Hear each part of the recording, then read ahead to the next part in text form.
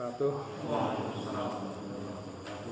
Alhamdulillahilladzi karrama bani Adam iz ja'alahum khala'ifal ardh tsumma ba'atsa fi kulli ummatin minhum rasulan yatlu 'alaihim ayatihi wa yad'uhum ila ibadatillahi wahdah tsumma atamma risalah bi ba'si nabiyyina Muhammadin sallallahu alaihi wasallam alladzi ja'a bil Qur'anil 'azim.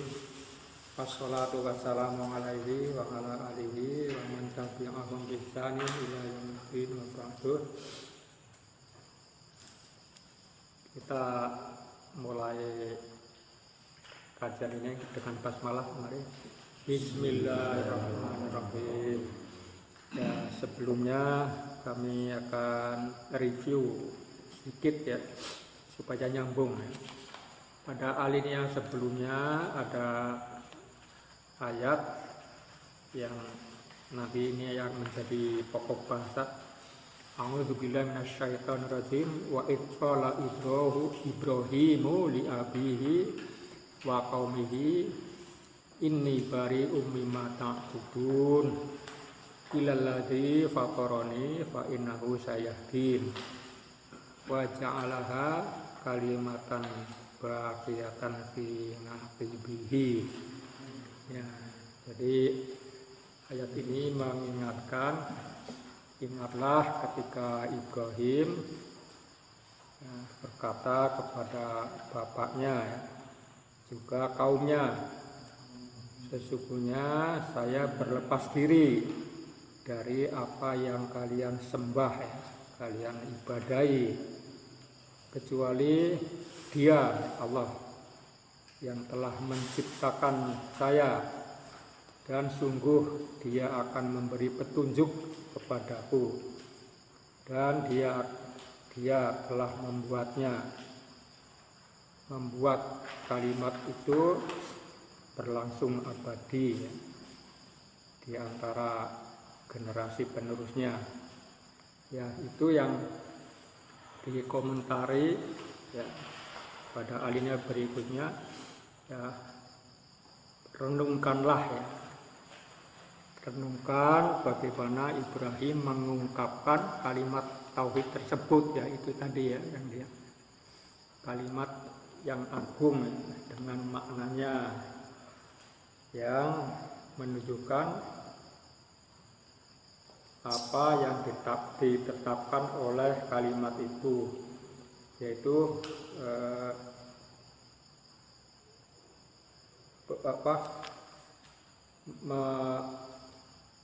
berpisah, artinya tidak termasuk ya, Ibrahim tidak termasuk dari orang-orang yang menyembah, ya berlepas diri dari perbuatan mereka.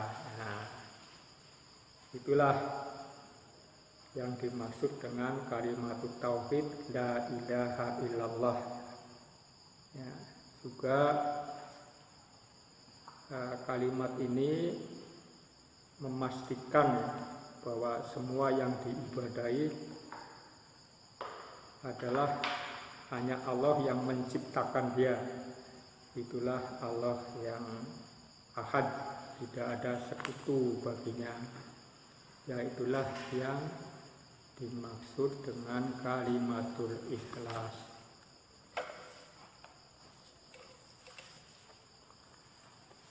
Okay, before continuing our study, we will review the previous paragraph.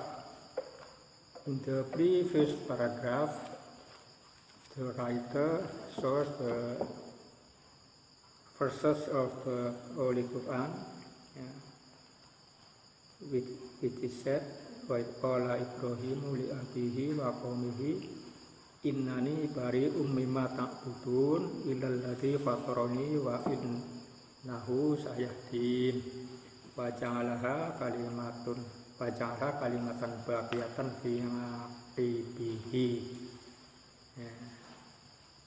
And remember when Abraham said to his father and his people, verily I am innocent of what you worship, except him who did create me, and verily he will guide me, and he made it a word lasting among his offspring.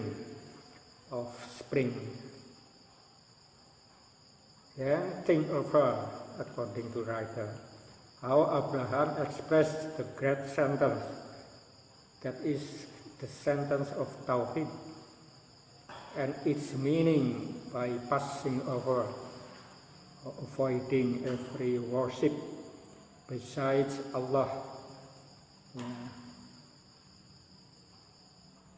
without exception of all kinds of adoration except Allah.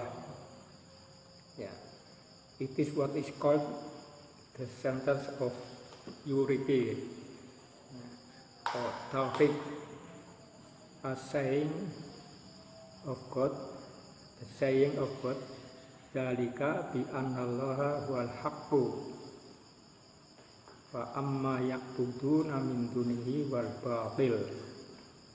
That is because Allah, He is the truth, and they invoke besides Him, it is false. Ya, itulah komentar dari penulis sebelum melanjutkan ya. Nah, itulah bahwa apa yang disembah selain Allah itu adalah palsu, batal. Kemudian komentar berikutnya tertulis dalam halaman 96, fakullu. Tadi ayat yang dzalika bi anallaha wal haqqu wa anna may yad'una min dunihi wal batil, itu yang baru saja saya sampaikan. Nah, sekarang lanjutannya, fakullu ibadatin, setiap jenis ibadah, yuqsadu biha ghairullahi, yang dimaksudkan dalam ibadah itu selain Allah, min du'ain, berupa doa, wa ghairihi, dan lainnya, fahiya batilatun, maka ibadah itu batal, tidak berlaku. Wa yasyirkul ladzi la yaghfiruhullahu. Nah, perbuatan semacam itu adalah syirik yang Allah tidak akan mengampuninya. Sebagaimana firman Allah, qala ta'ala, tsumma qila lahum aina ma kuntum tusyrikuna min dunillahi qalu dallu anna bal lam nakun nad'u min qablu syai'an kadzalika yudillul kafirin. Ya, jadi ayat ini termasuk di dalam surat Al-Hajj.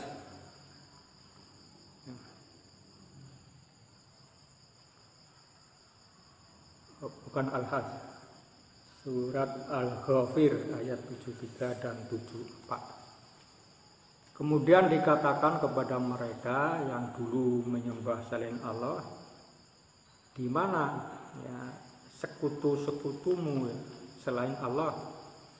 Mereka menjawab, mereka telah lenyap, ya, hilang dari kami. Ya.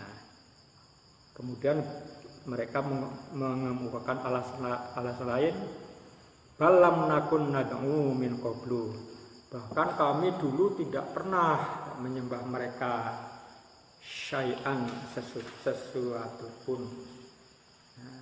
menyembah selain Allah, sesuatu pun selain Allah. Ya. Begitulah Allah menyesatkan orang-orang kafir.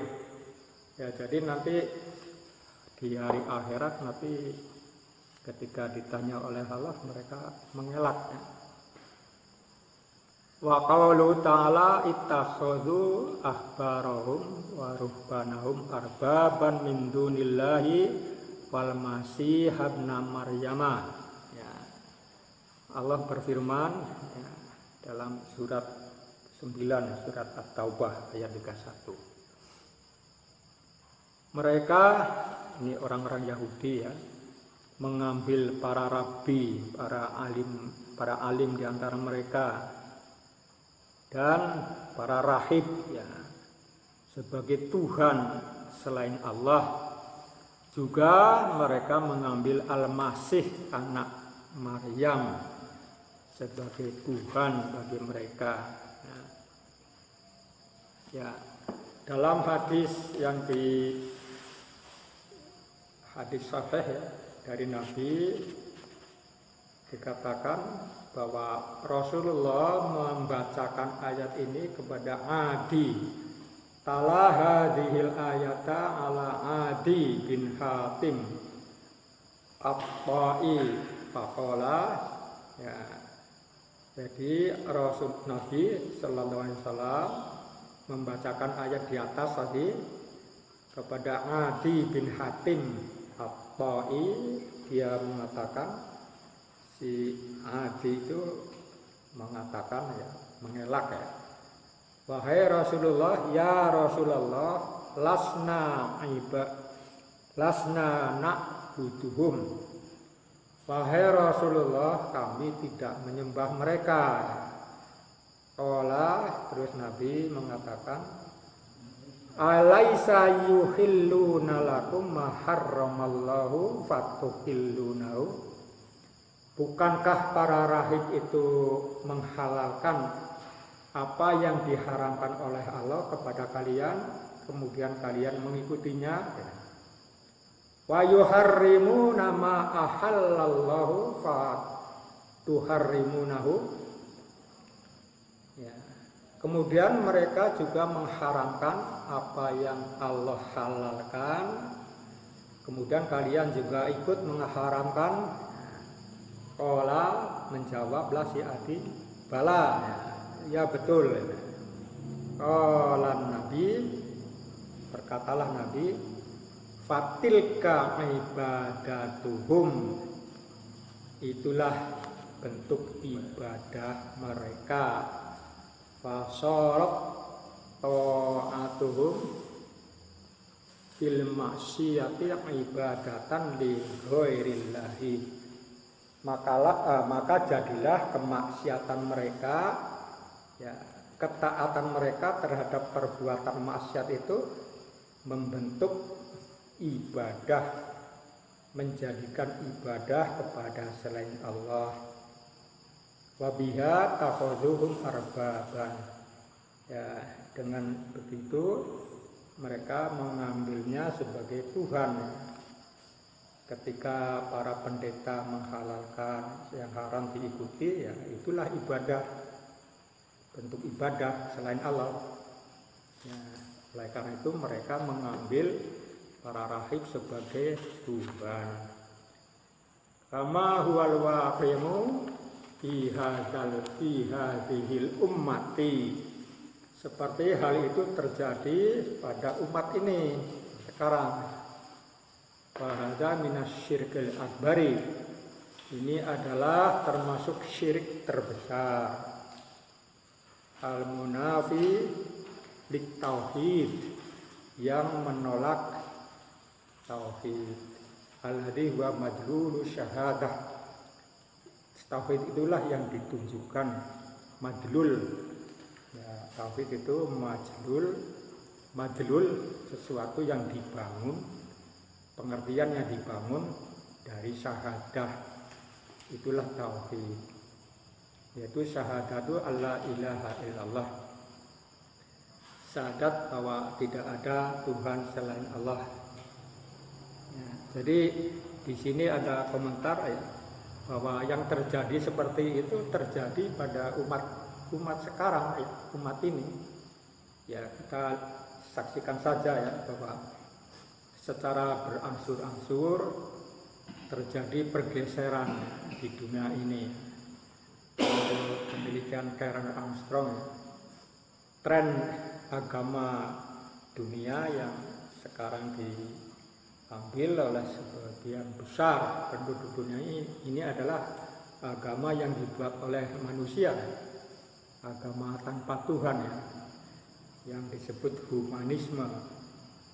Humanisme adalah satu aturan tentang tata kehidupan di dunia ini, di mana Allah tidak diikut sertakan dalam menentukan kaidah hukum yang berlaku, murni dari manusia. Humanisme itu menurunkan turunan ya, namanya demokrasi dan hak asasi manusia.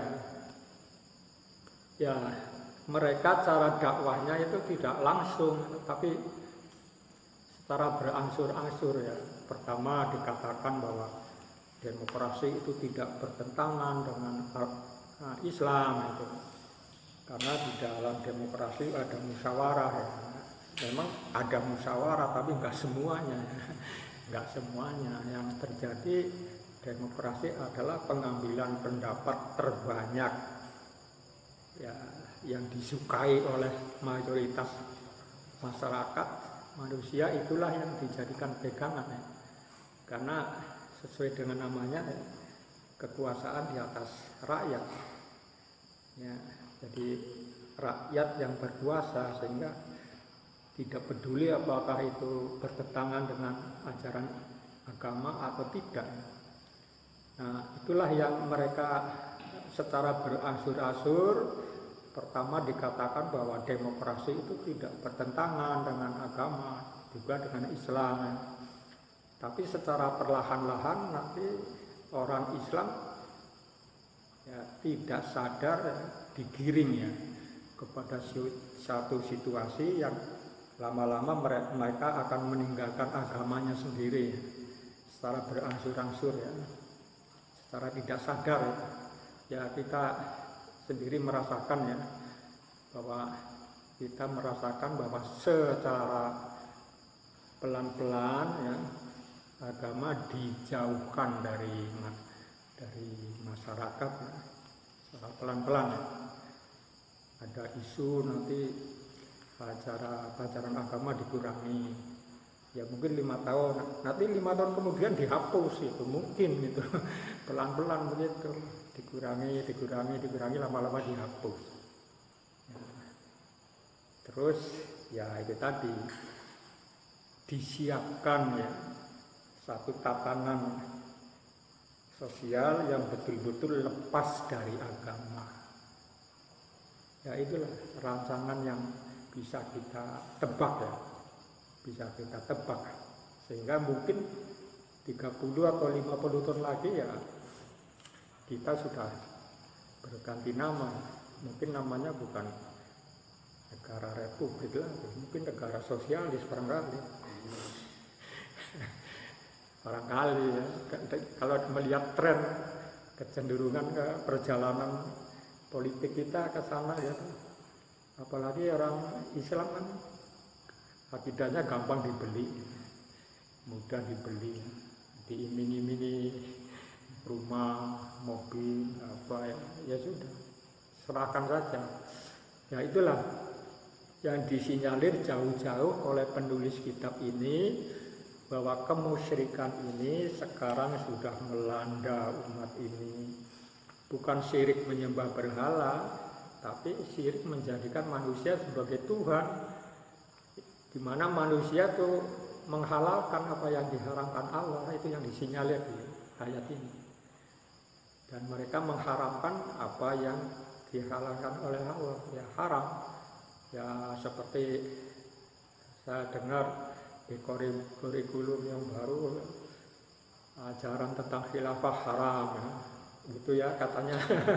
Itu kan mulai secara bertahap diharamkan apa yang halal. Itu kan ilmu ya, ilmu kan netral ya, bahwa manusia hidup di dunia ini kan memang tujuannya sebagai perpanjangan tangan Tuhan untuk mengatur dunia ini.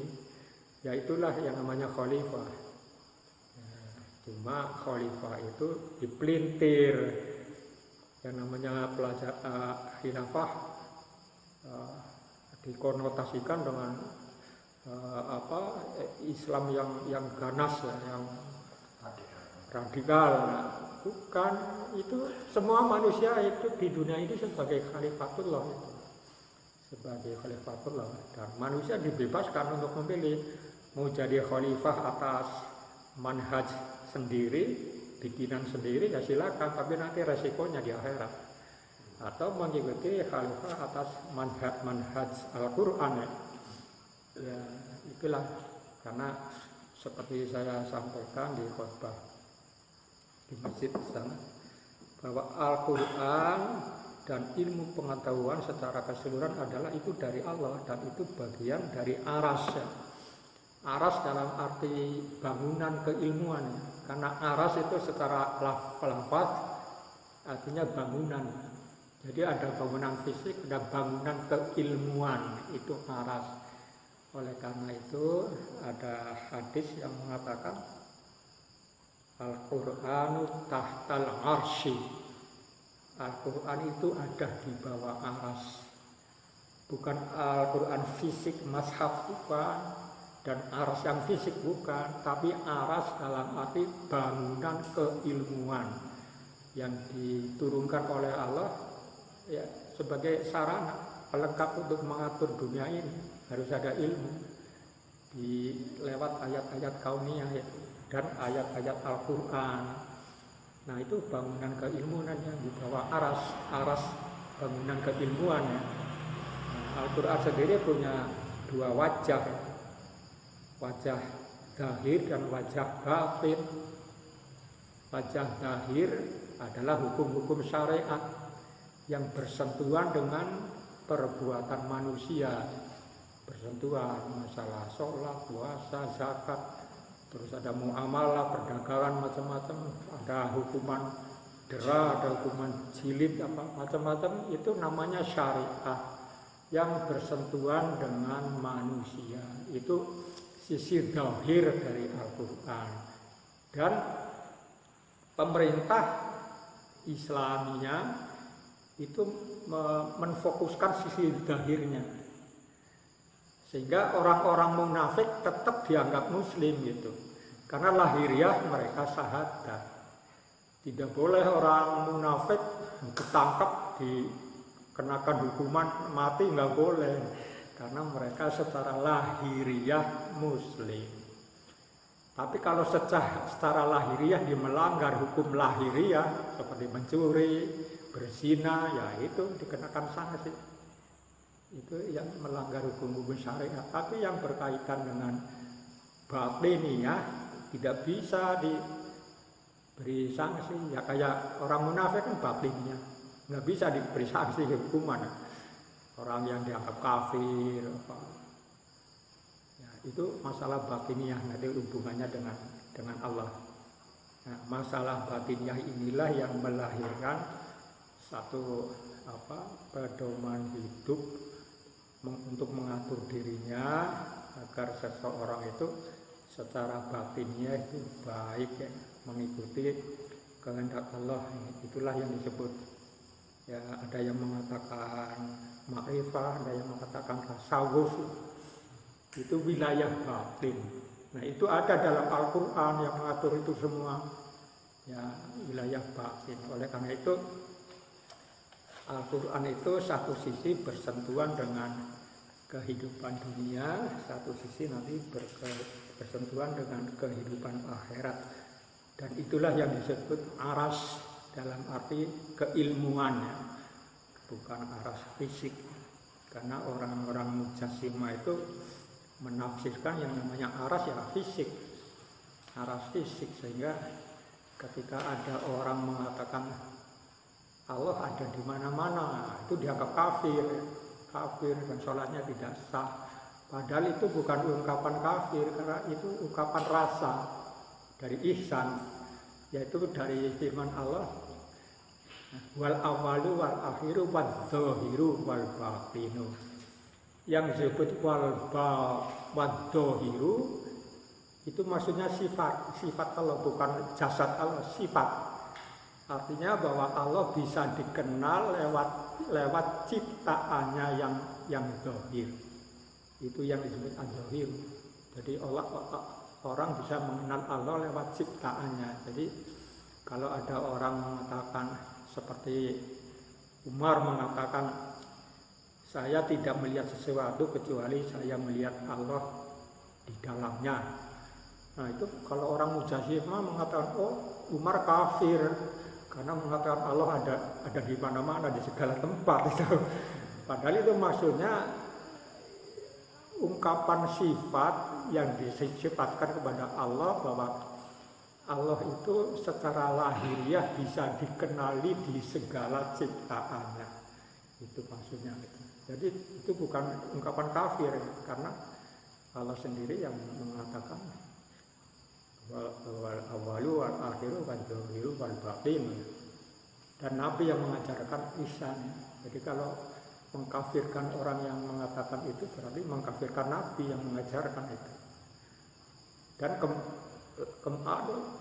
kalau ditelusuri ya mengkafiri ayat Al-Quran, karena itu Al-Quran yang mengatakan kepada Nabi la tahzan innallaha ma'ana. Itu ucapan Nabi yang dikukuhkan dalam Quran ya. Ya, jadi itulah cara memahami dalil ya, supaya kita harus tahu makna lahir dan makna batin ya. Memang kadang-kadang ada orang yang nyeleneh ya, kebablasan. Misalnya makna batin dari Ka'bah itu sebenarnya adalah Baitullah, artinya adalah agama itu sendiri. Bait Allah secara fisik ya itu, kalau bahasa Inggris the house of Allah. Tapi rumah Allah secara normatif adalah the home of Allah.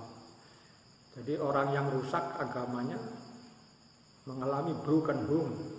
Nah, jadi agama secara normatif, Ka'bah secara normatif adalah agama itu sendiri. Jadi kalau ada orang nyeleneh, tanya, Pak Kiai terpundi Bu, setawaf ke Ka'bah. Itu kan kelihatannya nyeleneh itu. Tapi sebenarnya enggak nyeleneh.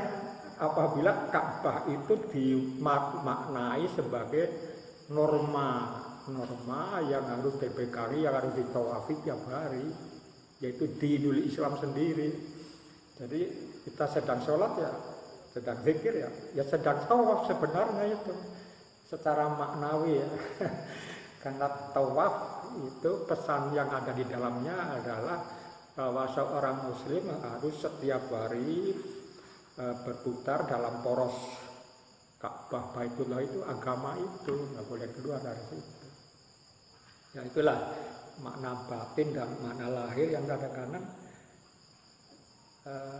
kalau diucapkan itu nyeleneh ya. Menganggap itu orang sesat itu. Padahal kita sendiri yang belum nangkep maknanya.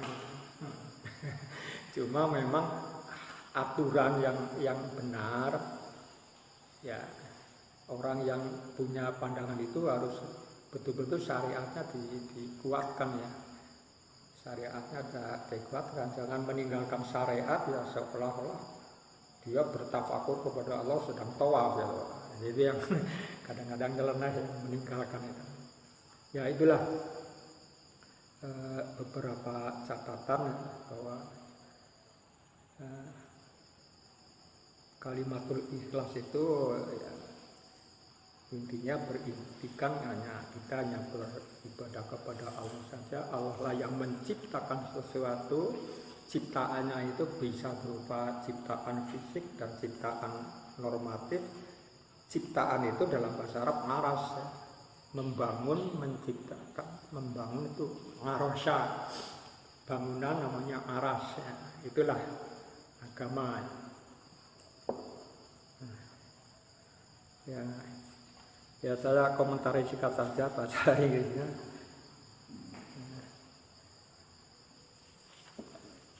Mana tadi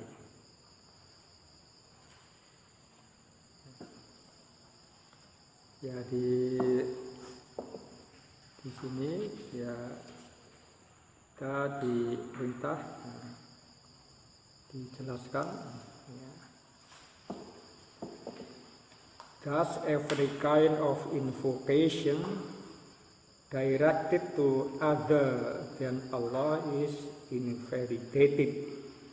It is making association with others, whereas Allah never forgive it. Then the Almighty says, then it will be said to them, where are those whom you used to join in worship as partners besides Allah? They will say, they have vanished from us. Nay, we did not invoke anything before. Thus Allah leads astray the disbelievers. Surat Al-Ghafir. And also says the Almighty, they look their rabbis and their monks to be their lords besides Allah. And so it is Messiah. So is Messiah, son of Mary. In a sound narration, the Hadith Sahih, the Prophet recited these verse before Adi bin Hatim at-Ta'i. Then he said, O Messenger of Allah, we did not worship them. The Messenger said, did they permit you what Allah has prohibited, and you did it? And they prohibit what Allah permits, and you did so? He answered, yes. Then said the Prophet, that is their worship.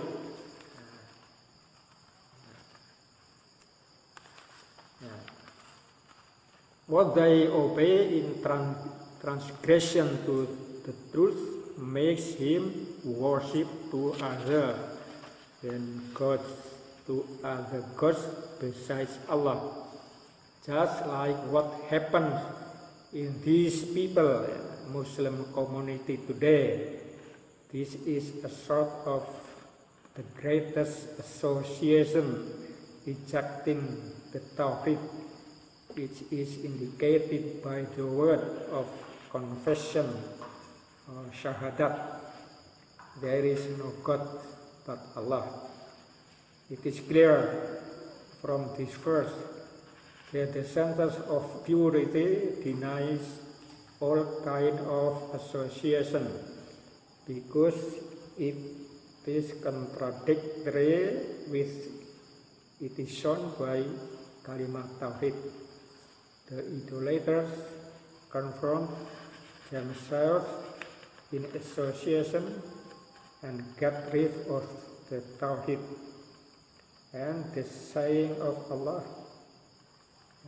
wa minan nasi may yattakhidhu min dunillahi andadan yuhibbunahum ka hubbillah. And of mankind are some who take their worship others besides Allah as rivals. They love them as they love Allah.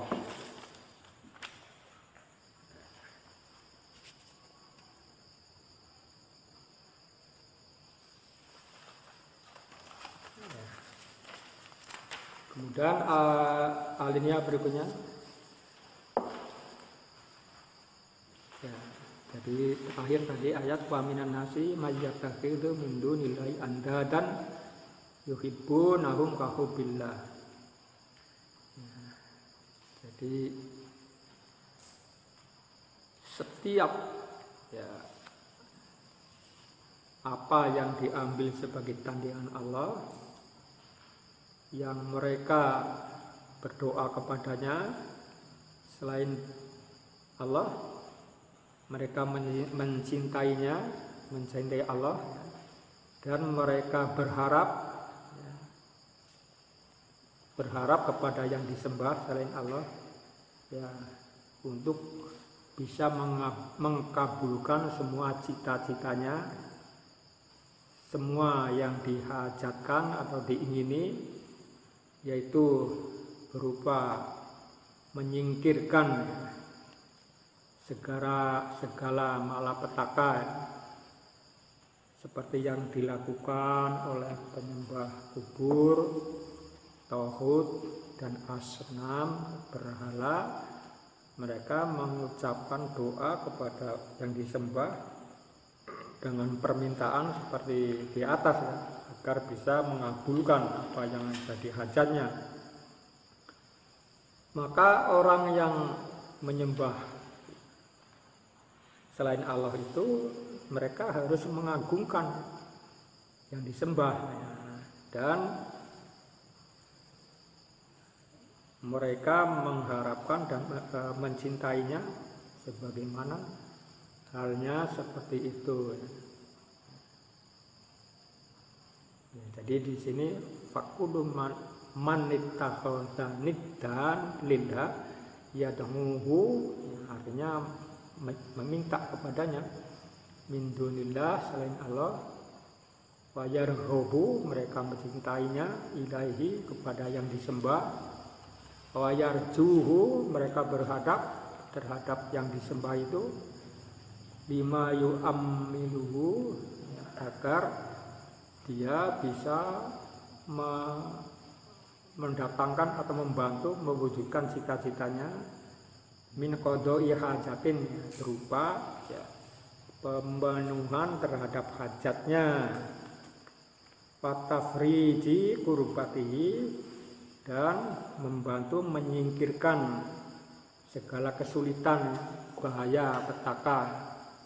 Kahal yang ubadil kubur, seperti halnya para penyembah kubur, wattawahidi, para penyembah tauhid, ya, bisa juga setan, al asnami berhala, fala budda ayyu adzimuhum, maka para penyembah berhala itu pasti mereka akan mengagungkan mereka dan mencintai mereka. Wa yuhibbuhum lidzalika, mencintai ya apa yang disembah ya. Fa innahum ahabbuhum ma'allahi, mereka mencintai sembahnya itu di samping mencintai kepada Allah, cinta kepada Allah ya, walaupun mereka menyatakan diri mencintai Allah ya. Wa yaquluna, dan mereka mengatakan la ilaha illallah ya, jadi walaupun mereka juga mengucapkan la ilaha illallah, tapi mereka juga melakukan itu, menyembah pada selain Allah. Wa yusalluna, walaupun mereka sholat, wa yasumuna, dan mereka berpuasa, maka perbuatan mereka itu faqad asyraku billah, mereka itu setelah mensekutukan Allah atau musyrik.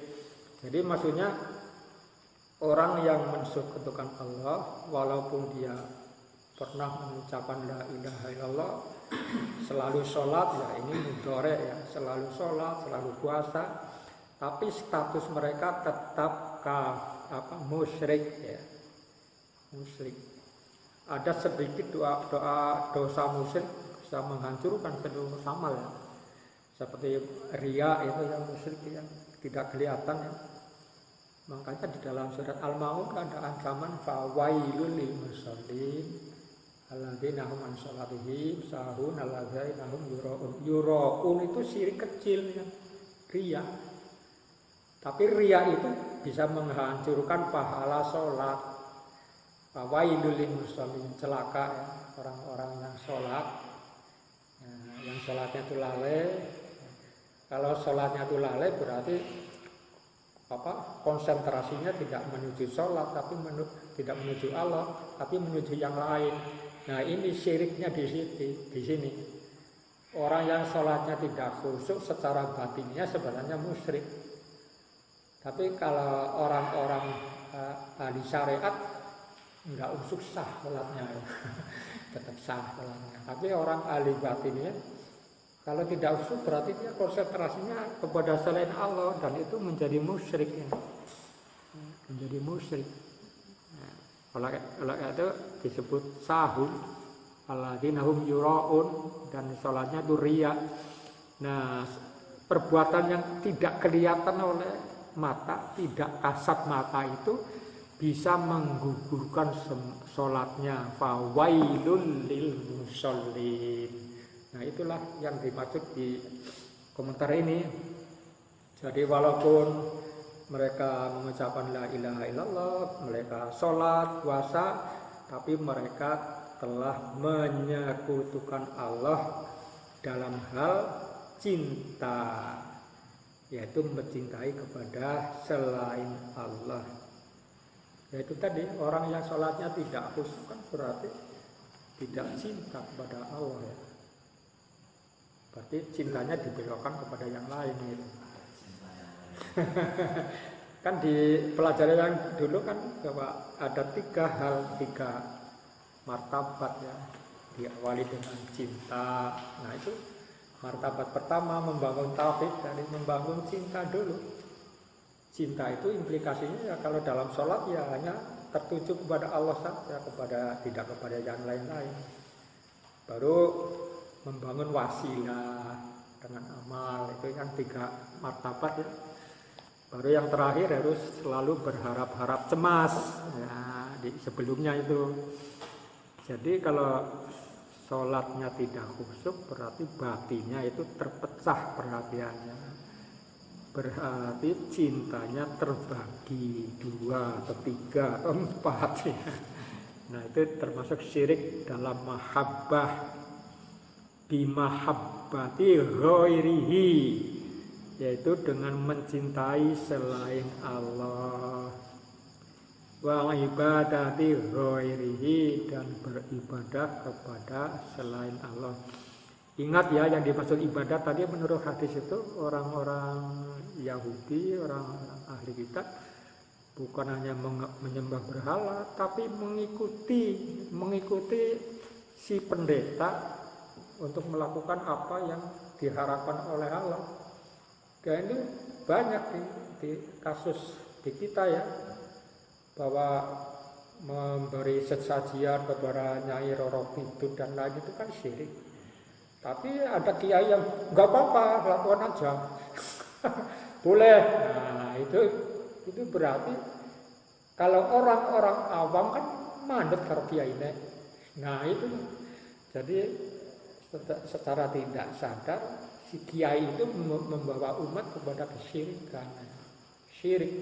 Dan kalau sudah terlibat itu, maka apapun yang diamalkan tidak akan diterima oleh Allah sebelum syirik itu ditinggalkan ya. Itu yang disebut ibadatil ghairihi, bisa beribadah kepada Pak Kiai ya, beribadah kepada madhab, pokoknya nek ora madhabu ora. Nah, itu menghilangkan sifat kritis ya. Kalau kita mau kritis dalam beragama harus jangan terkungkung dalam madhab tertentu, karena jiwa kita terpenjara. Kita nggak bisa berpikir keluar dari madhab kita. Nah itu kebanyakan kan yang terjadi kan kayak gitu. Itu yang saya bilang mengkafirkan orang yang tidak sepaham, itu sama dengan memenjarakan diri dalam madhab itu. Itu sama dengan beribadah kepada selain Allah, beribadah kepada kiai, kiai atau syekh. Fatihadihimul andada ya, dan dengan cara mengambil tandingan-tandingan, yaitu tadi ya, kayak kiai-kiai itu yuhibbunahum, mereka mencintai mereka ya, mencintai kiainya, mencintai madhabnya, mencintai syekhnya sebagaimana kahubbillahi, sebagaimana mereka cinta kepada Allah. Ya. Wa yubtilu kulla qaulin. Ya, jadi ucapan syirik itu bisa membatalkan segala ucapan ya yang yaqulunahu, yang mereka ucapkan. Ya itu tadi kalimat tauhid dan macam syahadat macam-macam ya. Tapi kalau berbuat syirik semua batal ya, batal perbuatannya. Wa kullu amalin, dan semua amalan, kullu amalin ya'malunahu, semua amal yang mereka amalkan batal, tidak diterima. Jadi yang saya gambarkan secara matematika ya, kalau kita punya perbuatan syirik itu secara matematika kita punya pembilang tak terhingga. Jadi bukan pembilang, penyebut tidak terhingga. Kalau punya penyebut tak terhingga, punya pembilang berapapun akan habis dibagi penyebutnya gitu. Jadi syirik kan kalau matematika di bawah penyebut ya, tak terhingga. Jadi apapun amalan yang dibangun dibagi tak terhingga tetap habis gitu, nggak berbekas gitu. Itulah yang pertama kali justru yang harus kita hindari, syirik ini ya. Inilah pentingnya kita belajar tauhid, karena tauhid itu pondasi ya. Karena kalau orang udah tauhidnya benar, amalnya sedikit nggak apa-apa gitu, asal tulus. Kalau tauhidnya benar, berarti ibadahnya pembilang yang tak terhingga gitu. Tauhid pembilang tak terhingga, artinya kalau punya dosa berapapun kan ini nggak hilang gitu. Pembilang yang tak terhingga nggak hilang gitu, dibagi berapapun tetap gitu. Itu cara berpikirnya harus kesana gitu. Nah, memang kelihatannya pelajaran tauhid itu nggak menunjukkan apa-apa ya, karena ini sifatnya ilmu hati ya. Ya inilah yang disebut tasawuf. Janjana gini, tasawuf model versi Nabi ya ini yang kita pelajari. Ya, bukan tasawuf model yang aneh-aneh. Ini tasawuf yang sejati, membersihkan hati dari perbuatan syirik. Ya. Fattihadhimul andada yuhibunahum kahubbillah yubtilu kulla qaulin. Jadi syirik terhadap Allah berupa mengambil tandingan-tandingan akan membatalkan seluruh ucapan amal yang mereka katakan, setiap amal yang mereka lakukan. Li'anna syirka la yuqbalu minhu ngamalun. Maksudnya karena orang yang mensekutukan Allah, musyrik itu orangnya ya. Orang yang mensekutukan Allah itu, nah, ini anunya apa? Fa'ilnya di depan, amal ya. Amalnya tidak akan diterima darinya. Itu. Amal apapun kebaikan yang dilakukan oleh orang-orang musyrik itu tidak akan diterima oleh Allah sebelum mereka bertaubat, menghentikan dari perbuatan syirik. Ya ini susahnya kan di sini, apalagi sekarang syirik dibantu ya, dikemas, dibantu seolah-olah untuk memajukan perekonomian lah macam-macam ya. Itu dikemas oleh orang-orang yang tidak senang dengan agama ya, dibantu, disuburkan. Jadi para kiai ikut-ikutan bantu mereka ya, mungkin karena dipesan ya. Orang apa-apa, geblek-geblekan orang apa-apa, laku terus, mendem orang apa-apa. Ya itulah, sedekah bumi orang apa-apa. Nah itulah yang disebut menghalalkan yang haram. Dan orang seperti itu amalnya tidak akan diterima oleh Allah.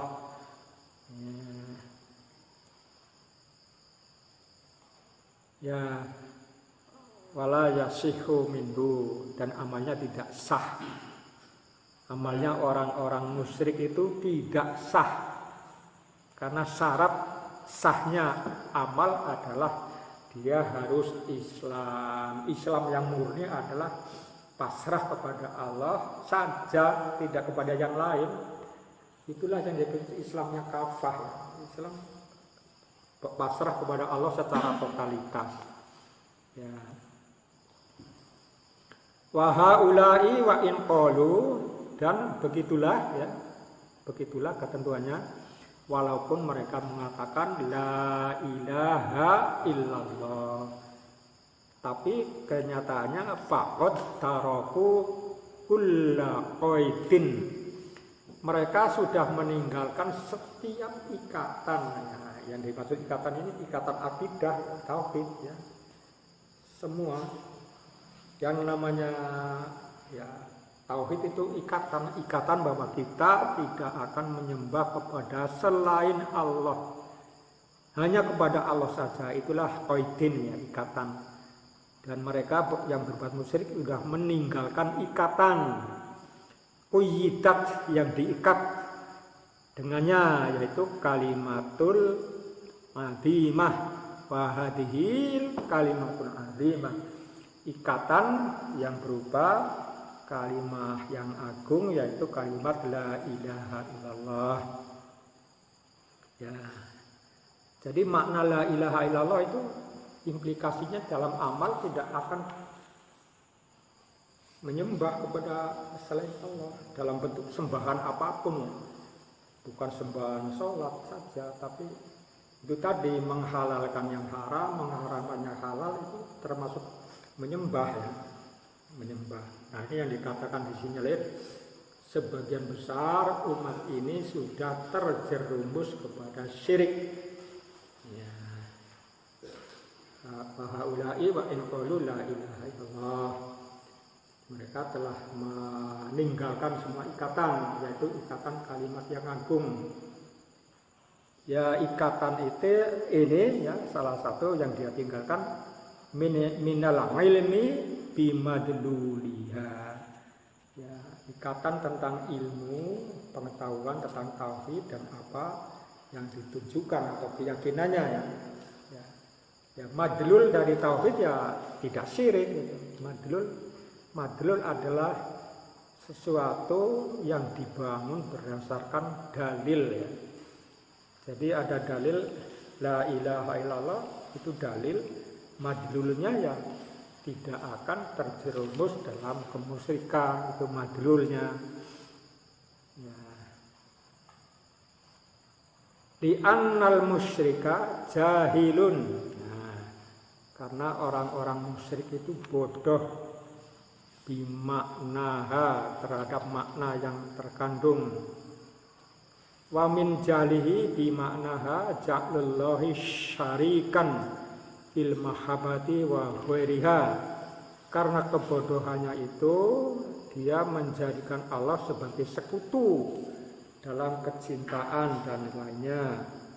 Wa hadza wal jahlu, inilah kebodohan al-munafi lil ilmi, yang menolak ilmu. Ilmu yang mana bimadalat alaihi minal ikhlas, itu ilmu yang ditujukan pada kalimatul ikhlas. Ya, ilmu itu yang dimaksud adalah kalimatul ikhlas. Walam yakun shadiqan fi qawlihi, dan mereka tidak benar dalam ucapannya, bohong ya, ucapannya la ilaha illallah, tapi perbuatannya tidak. Li'anahu lam yunaffi ma nafathu, karena mereka tidak menolak yang seharusnya ditolak, yaitu berupa kesyirikan, minasyirki. Mereka seharusnya menjauhi, tapi kenyataannya mereka tidak. Walam yusabbit ma asbatahu minal ikhlas, dan tidak meneguhkan apa yang harus dipegang, yaitu berupa ikhlas. Nah, ikhlas itu enggak dipegang, ditinggal. Patar kal yakina aidon, juga mereka meninggalkan keyakinan. Di anahu la arafa maknaha, karena jika mereka tahu maknanya, pamadalat alaihi, dan apa yang ditunjukkan oleh kalimat tauhid itu, la ankarohu au syakka fihi, misalnya mereka akan mengingkari perbuatan syirik atau paling tidak ragu ya. Walam yuqbilhu wa wal haqu, dan dia tidak menerima perbuatan syirik, padahal tidak menerima perbuatan syirik itulah yang benar, wa wal haqu ya. Walam yakfur bima ya'budu min dunillah, mereka tidak mengingkari terhadap sesembahan selain Allah, kama fil hadis, seperti dalam hadis, bal amana bima ya'budu min dunillah, bahkan mereka beriman kepada sesembahan selain Allah. Bima ya'budu ya artinya sesembahan, artinya secara harfiah apa yang dia sembah ya. Beriman kepada sesembahan selain Allah, bittikhadhihim nidda, yaitu dengan mengambilnya sebagai tandingan, wa mahabbatihi lahu, dan mencintainya, wa ibadatihi iyahu, dan beribadah kepadanya, maksudnya selain Allah, min dunillah, selain Allah. Kama qala ta'ala, seperti firman Allah, walladzina amanu asyaddu hubban lillah, orang-orang yang beriman itu cintanya kepada Allah itu lebih kuat cintanya kepada Allah. Li'annahum akhlasu lahul hubba, karena mereka ya, mengikhlaskan, memurnikan kecintaannya hanya kepada Allah saja. Falam yuhibbu illa iyah, dan tidak mencintai kecuali kepadanya. Wa yuhibbuna man ahabba ya, dan mereka mencintai orang yang mencintai Allah, cinta terhadap orang yang mencintai Allah. Wa yukhlisuna a'malahum jami'an lillah, mereka memurnikan amalnya, seluruh amalnya hanya untuk Allah. Wa yukaffiruna bima mabata min dunillah, dan mereka menolak peribadatan kepada selain Allah. Fabihada yatabayyanu, dengan ini penjelasan ini akan menjadi jelas, lima waffaqahullahu, orang yang direstui oleh Allah Ta'ala, lima rifatil haq, karena pengetahuannya kepada yang hak, wa qabulihi ya, dan memenuhi amalan-amalan yang hak ya. Dalalatu hadil ayat adalah dalil ya, petunjuk dari ayat ini, ayatil azimah, ayat yang agung, ala makna syahadati la ilaha illallah, atas makna syahadat la ilaha illallah, wa ala tauhid alladhi huwa maknaha, dan mengetahui makna tauhid ya, yaitulah maknanya alladzi da'a ilahi jami'ul mursalin, yang semua para utusan itu mengajak kepada tauhid ini. Da'a ilahi artinya para utusan itu mengajak kepada tauhid ya, jami'ul mursalin. Fatadabbar, maka camkanlah. Udah jam 9 ini ya. Hah? Masih ada? Enggak, ini komentar bahasa Inggrisnya juga panjang ini. 5 menit lagi. Nyampe apa orang? Ya, oke, saya anunya bahasa Inggrisnya.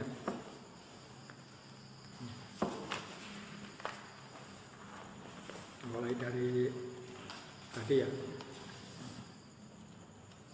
Those who makes association with Allah, it means he calls upon besides Allah, loves him, hoping something he wants from it, to supply what he wants or what he wishes, what he needs, to avoid any danger, like those who praise to the grave devil and statues.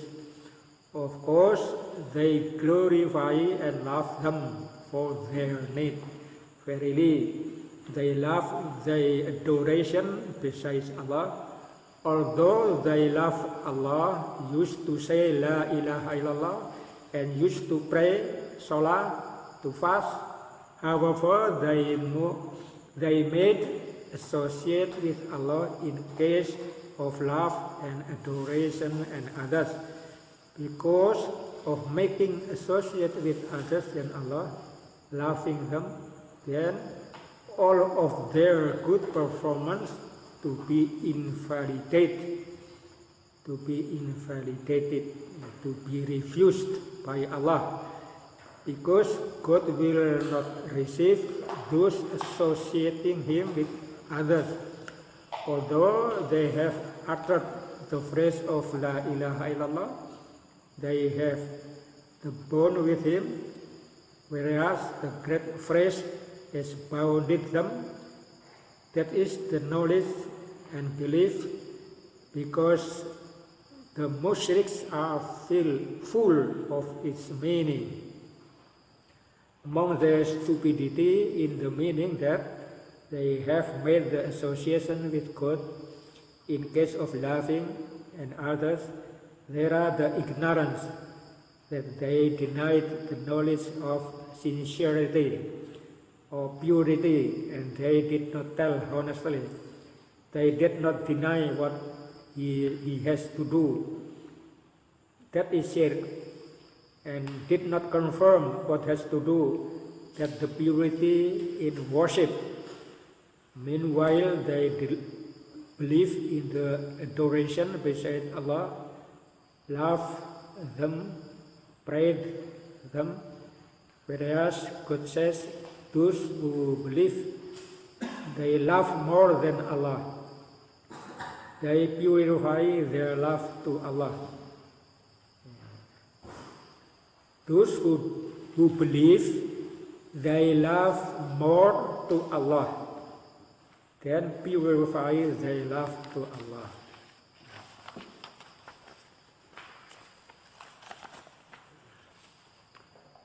They love not except to Him alone, to love someone to whom Allah do, to purify their good deeds. To Allah alone they deny anything worshipped besides Allah. Thus it is clear what meant by shahadah. There is no God but Allah, and Tawhid, which is propagated by all messengers to those whom Allah pleases to realize the truth.